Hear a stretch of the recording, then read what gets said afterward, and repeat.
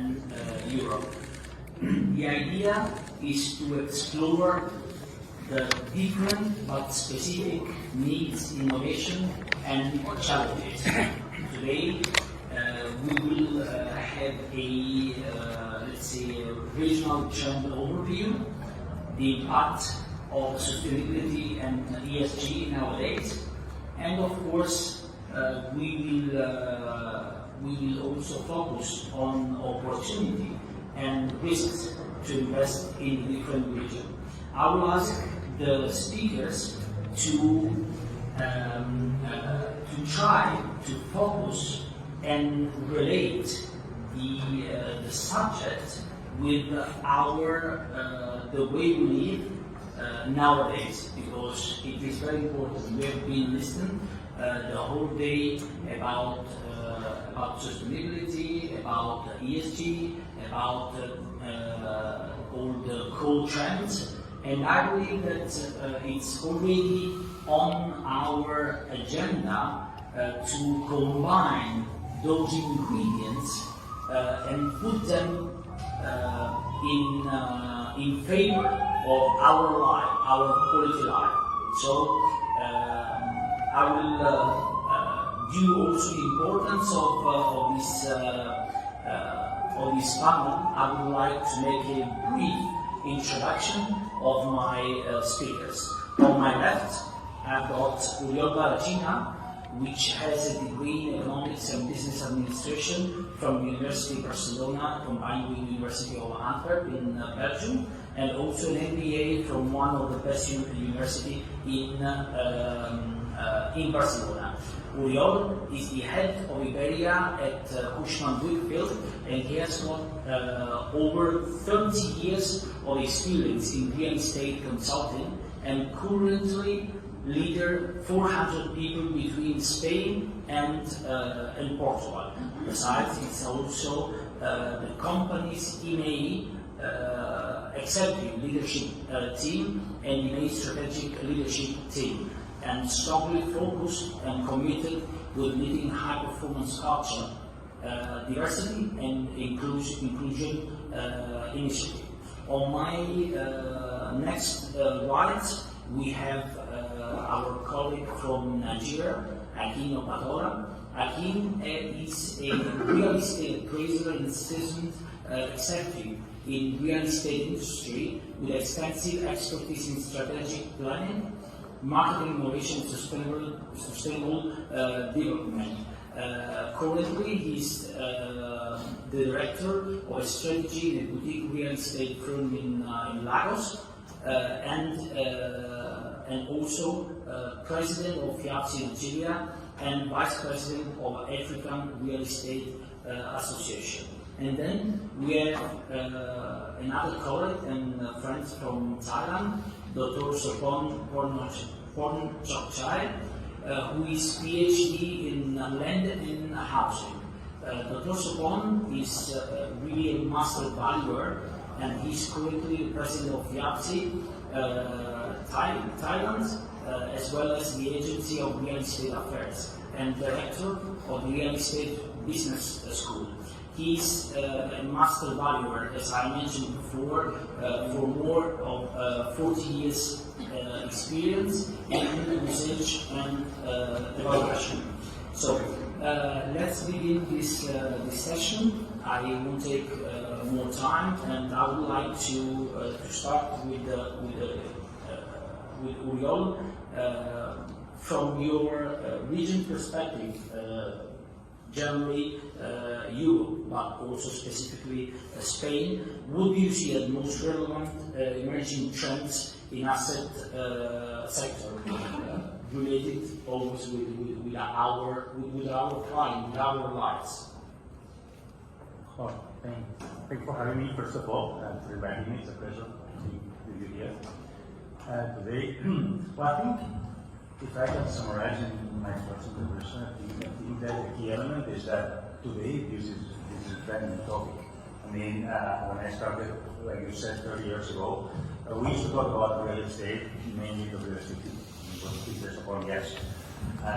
Today, the whole kind of this presentation, the evolution of assets, whether it's asset class, thinking, purposing, transformation of cities, it's because of a social trend. We have decided, and many people link it to COVID, I think it started many years before that. We have decided that we want to live differently, we want to work differently, we want to buy differently, we want to enjoy relations differently. And the majority of these things happen in boxes. They're office buildings, shopping centers, real parks, or student housing. So this triple component, I would say that there's a social set. Secondly, as you mentioned before, there's an obsolescence impact. I mean, our industry is responsible for 40% of the emissions. So we've got a fantastic opportunity, but also a great responsibility. And the last but not least, we've got a social problem, I would say, in all the major cities, of lack of residential, both free and affordable. The combination of these three elements is meaning that we are having to rethink, repurpose, transform, upgrade buildings from all obsolete ways of using them normally in a single way. So an office building was already a place to work, a shopping center only a place to work and buy goods, to something that is much more flexible, much more mixed-use, and obviously much more sustainable. This is having an impact.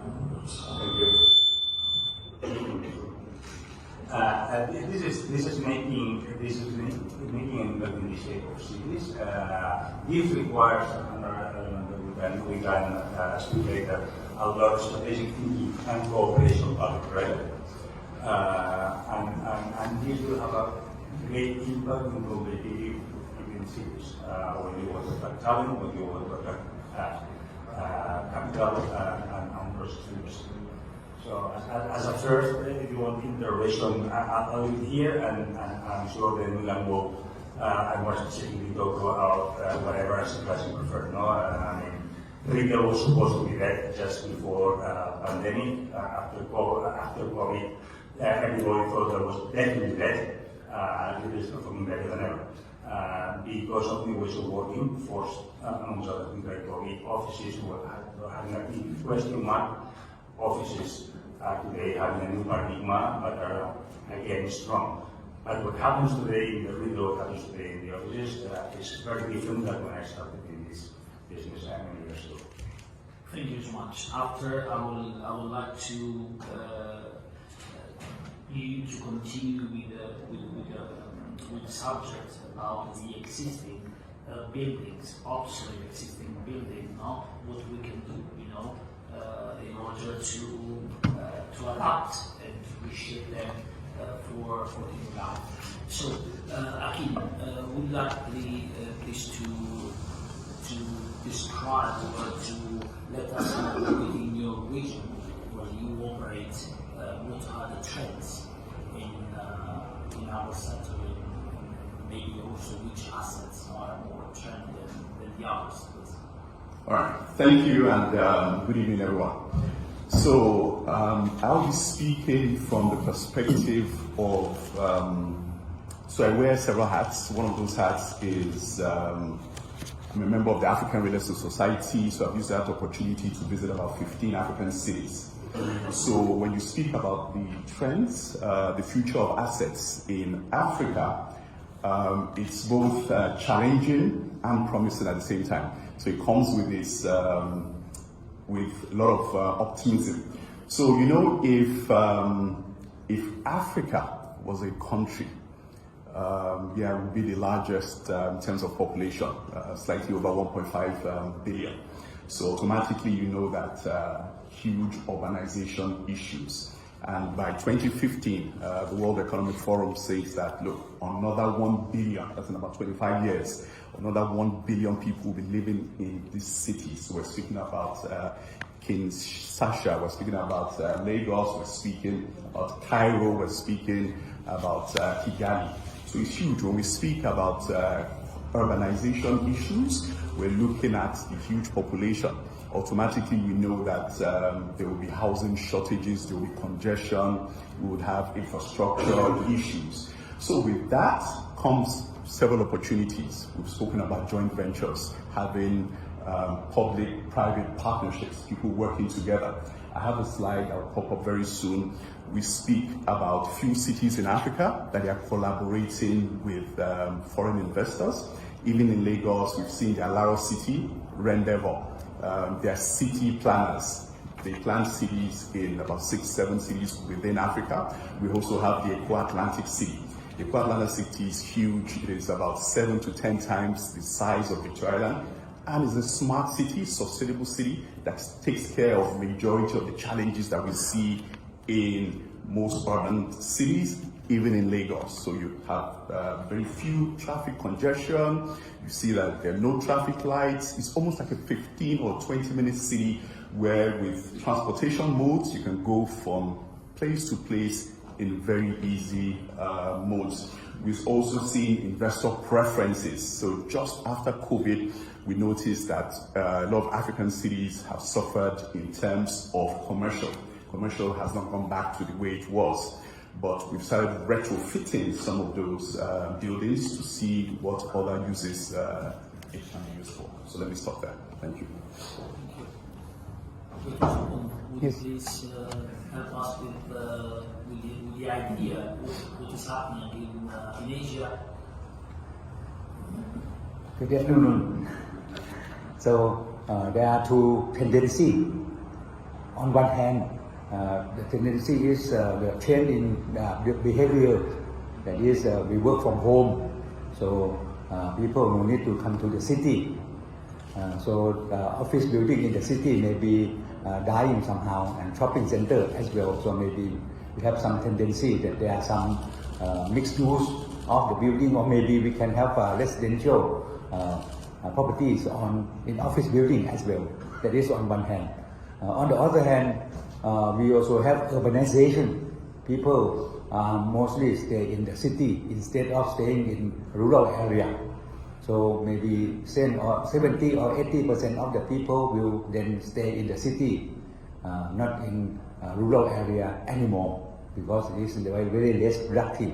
So this is two major tendency. It may be considered a paradox that may be very much a difference. However, one similar trend that is the ESG, that is the environmental, social and governance. This thing, when we develop our real estate, we have to consider this, and this will be the center point for consideration. And the price of property will be higher. Say in the case of smart home, or in the case of well-being, living or something. In this case, we can see that this is a market niche. Around only 3% in the world with a smart home or well-being, living or something. In this case, if we develop some smart home like this, it will be more valuable. And the company that practice ESG and can be measured by the recognition of the public also have more value. So in valuing big firms, big firms or big companies, if they practice ESG or not, it means that we have to see whether they really have some effect to the society or not just their propaganda. Otherwise, we cannot have any value of them, even if there are some indicators, but those indicators may be not really realistic or something. So we have to measure ESG properly.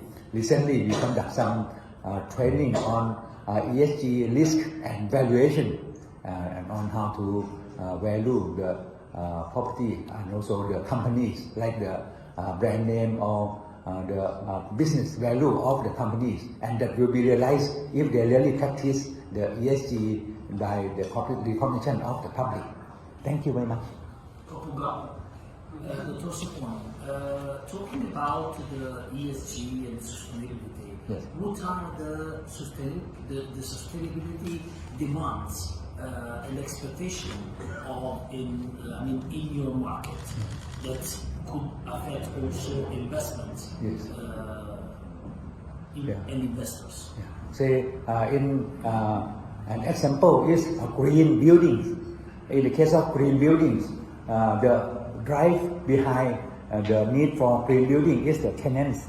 Tenants are the one who drive for the need of green buildings, because if they stay in the green building, this means that their image may be also better. Even the big cement companies who destroy the whole environment or something, they also like to be in the green building so that they will look better and also good for themselves. So in this case, this is another example of market niche, because in Bangkok or in our region, there are not many buildings are green buildings. There may be some green buildings, but maybe less than 10%. That's why for people who want to stay there, the price will be, the rent or the price will be higher. And the investment, even if we have to invest more for green building, but the return is better. So it is a good opportunity for big developers to develop really green building for the market.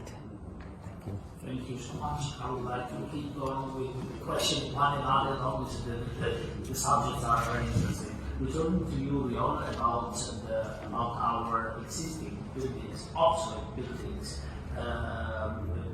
What do you think we should do, and with whom we should cooperate or working with, in order to change the situation? Well, I think it is we've got a global study, so I think it affects the two regions.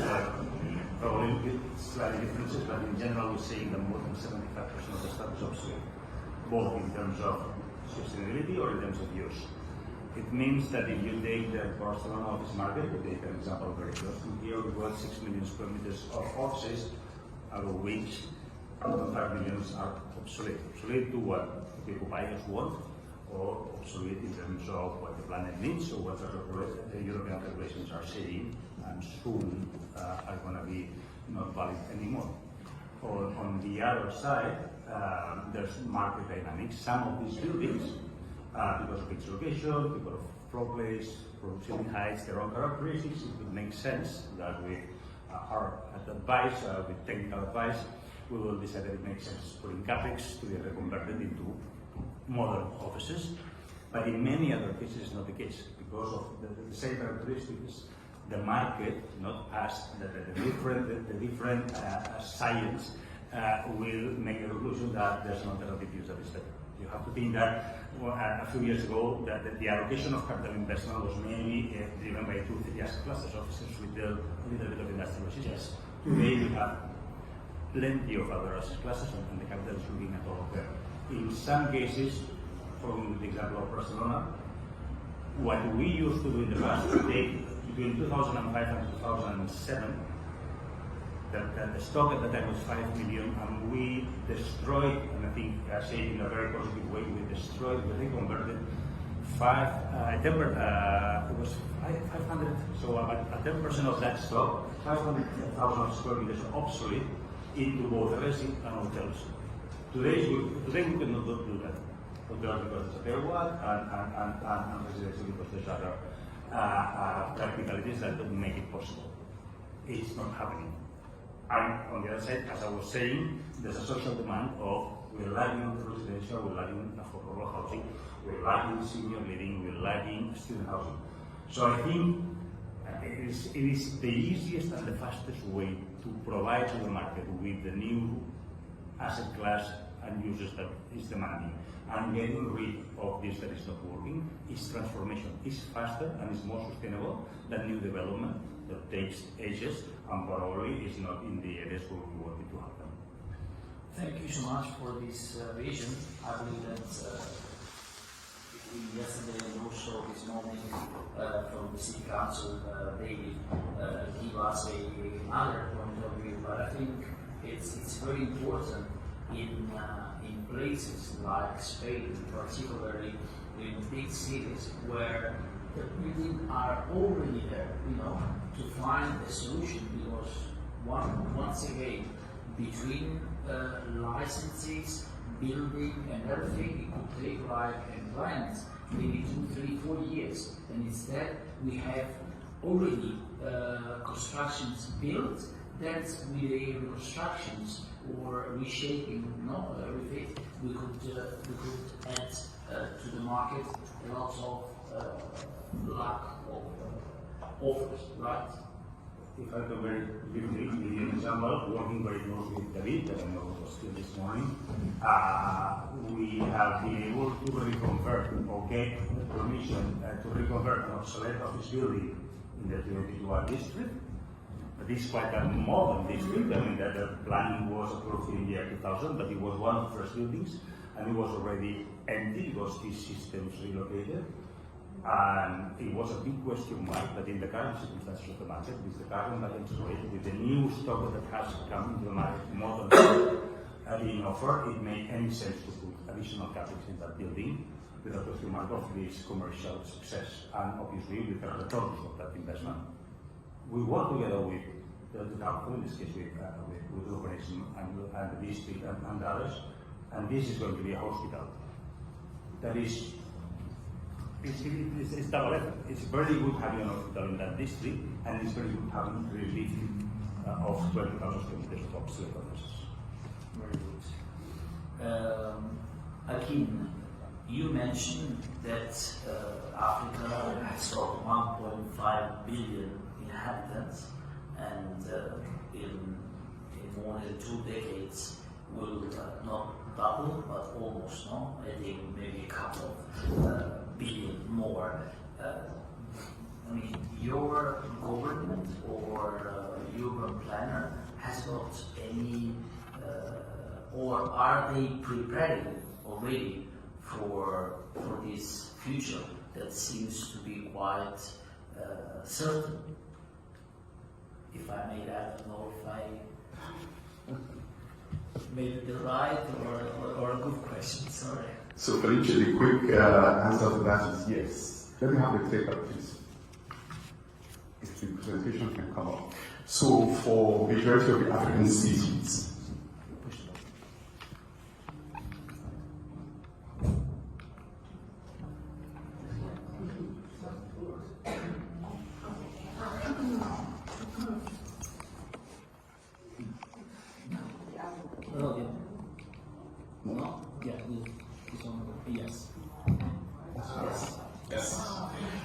so for majority of African cities, sustainability is not just a choice in this dispensation. It is now imperative.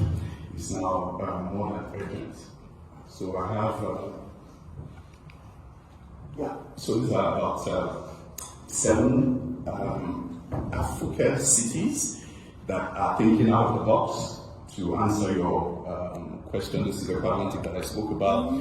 This is Hope City, southwestern part of Ghana.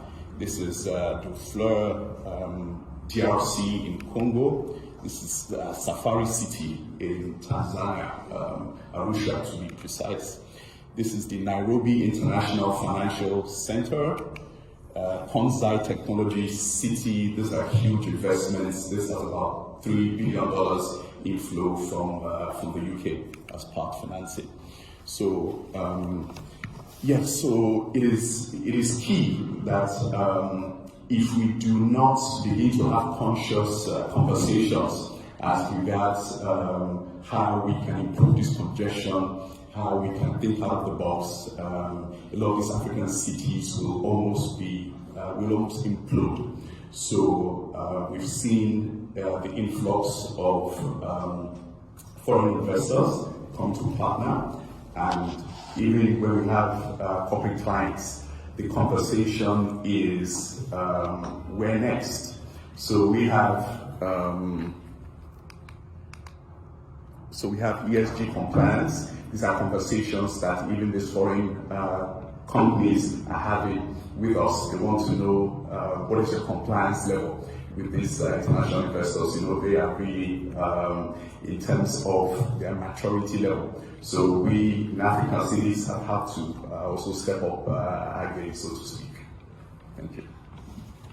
Thank you so much.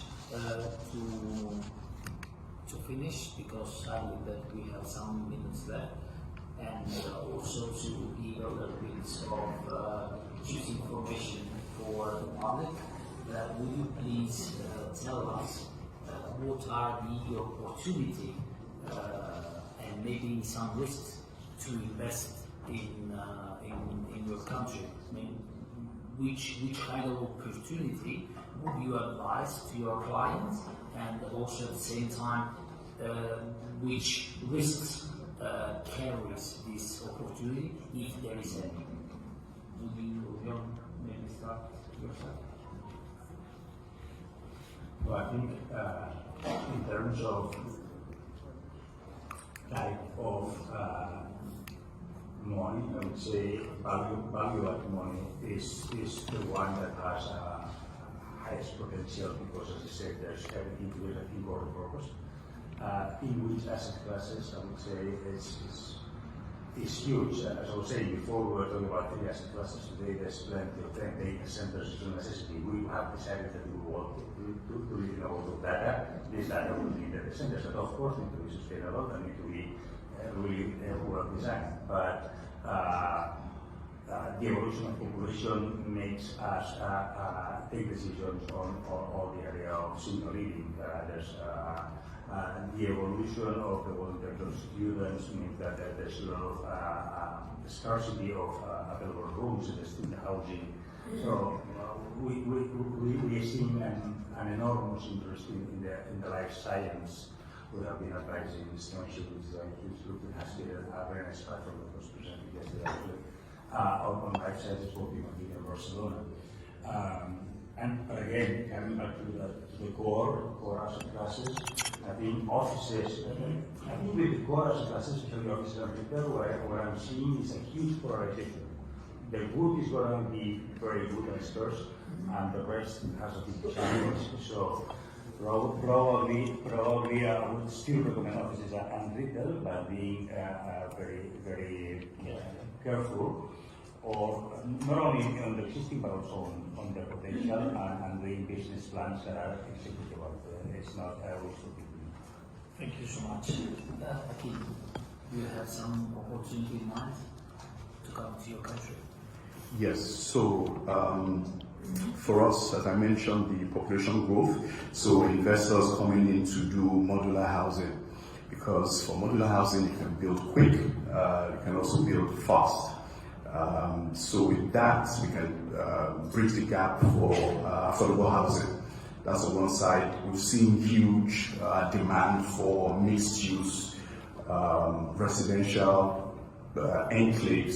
So because from the fallback of COVID during the lockdowns, we noticed that people would like to go within short distances and get to schools, get to hospitals, get to their place of work. So mixed-use residential buildings, retail, industrial parks, warehousing too is also huge. One of the largest warehousing development companies currently in Lagos and a few other African countries to want to see how they can develop and partner. So there are huge opportunities even in green buildings also.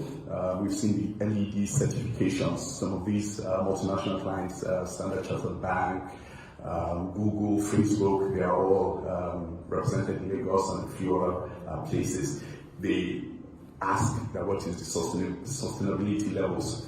We have huge energy costs, definitely within Africa. So, of course, how do you reduce water? How do you reduce energy efficiency in commercial buildings? So that conversations, so that things that investors can come, and of course, smart and back. Thank you. Thank you so much. Dr. Sopon? Yes. Would you like? For the attraction for our region, Southeast Asia region, is that we have a diversity of opportunity in Indonesia, in Thailand, the Philippines, and even India. That is, our climate is not really, should be very good in the tropical area, like raining or not so strong or something. And it should be nice to stay there. So many people like to move there. And our people Indonesia, in Thailand, Laos, Vietnam, I think quite friendly. And there are so many attractions in our region, indeed. Like in Thailand, in Indonesia, there are 18,000 islands already. The Philippines, another 17,000 islands. They can sell the whole island. You can be the owner of the island as well. So very interesting. And another very important thing is that in our region, the middle class is increasing. In India, in the past, this is a poor country, but now they are increasing a lot of middle class people. In the Philippines, also in the past, maybe developing countries, but they are growing for the middle class. And this growing of middle class in this region is very important. On the contrary, you can see that in the US, the growing of the middle class may be ending or shrinking. Now there are so many poorer people in the US and some other places. But in this region, it is different. So with the power of the middle class that's growing a lot in this region, I think it is a promising factor for growth. And the declining of the population or the age population maybe unlike in Japan or unlike in China or Taiwan, I think in this Southeast Asian region, I think the population is still growing. Even in Singapore, every year they are still growing a lot for the population because of migration. So there are so many people migrated into Singapore. So this is another fact. And another thing is that I think to be aware of the thing in our region is just only for maybe politics, politicians, or dictatorship or tyrants or something that may happen from time to time. Otherwise, everything should be okay. So many people like to stay in this region. You may know that China bought around 1,300 square kilometers. I don't know how much square mile, but 1,300 square kilometers in the US already. And this is threatening to the US securities. But many of Chinese investors also buy a lot in our region. That is not a threat for security, but they are expanding a lot. So this is by all means also some sort of threat as well. So this is something that we have to be aware of this influence in the future, because they are buying a lot in Myanmar, in Laos, in Cambodia. So in the future, I'm afraid that there may be a lot of influence of China in our region as well. Thank you very much. Thank you.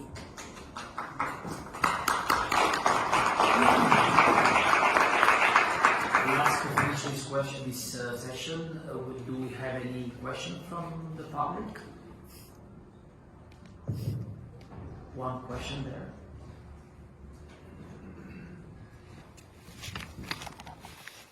Okay, my name is Osai from Nigeria. I would like to ask Dr. Sopon a question as A and B and a director that I want to ask. So you talked about people in Thailand buying an island.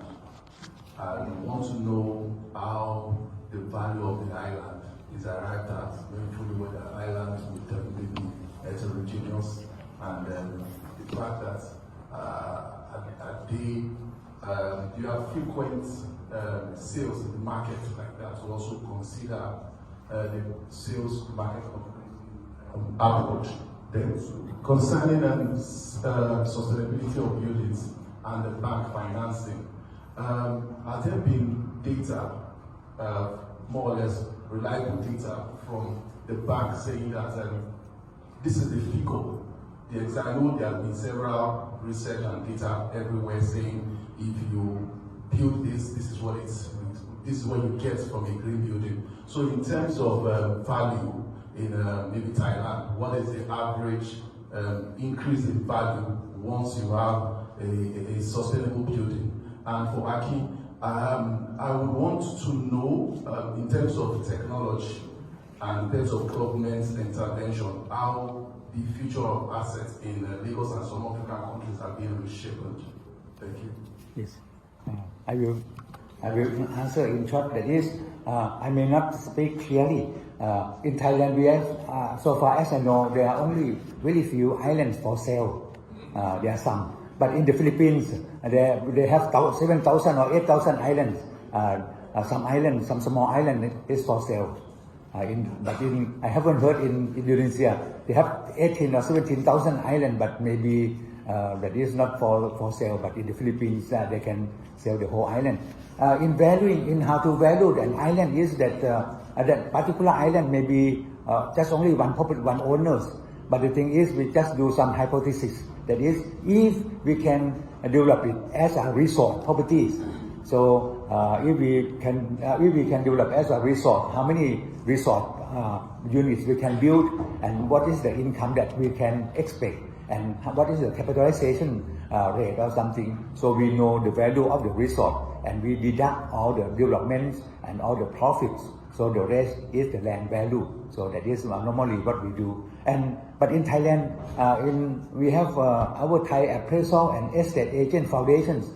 We have the cost of construction of different buildings. You can go to the Thai Appraisal and Estate Agent Foundation at the website. There is something like that. And we also have the capitalization rate for hotels, for apartments, for warehouses, and for office building, for shopping centers. So this is the thing that you can look for the capitalization rate. As well as we also have the value of trees for expropriation purposes or for sales purposes. So that are available at our website. You can have a look. Thai Appraisal and Estate Agent Foundation. Thank you, sir. Thank you, Osage. So for Lagos State government, they have the driving seat.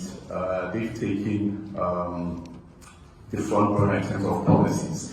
So one of it is, recently we have the blue and the red rail from Lagos State government to try and put infrastructure in place to give an alternative mode of transport to the citizens. We have 25 million people living in Lagos, so we've seen those challenges. The Lagos State governor has been at the forefront of some of these conversations.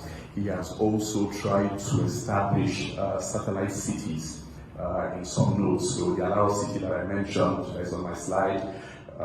It's in a very close to Dangote refinery, fully self-sufficient, mixed use, and also within the free zone we have the Equal Atlantic. He's also trying to put some policies in place in terms of plastics. So we know how plastics harm the environment. The Lagos State government is also putting policies in place to ban some of these plastic materials. Thank you. Thank you so much. We just leave the floor for the next session. Thank you so much.